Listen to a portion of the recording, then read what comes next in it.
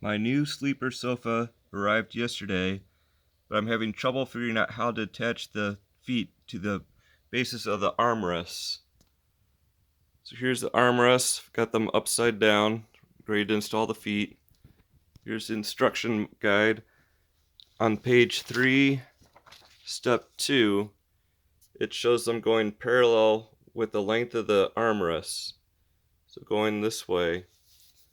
The problem is that there's a solid base here, but it ends here. There's no solid.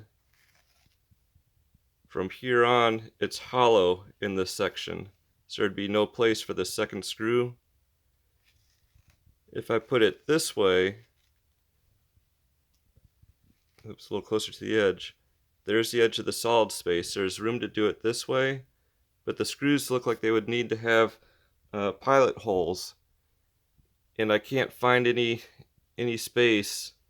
Can't feel a hole there, and I've tried using a pin and poking around all over, and I can't find a pilot hole. So before I drill a hole through the fabric, I want to make sure I'm putting it in the right place. Thank you.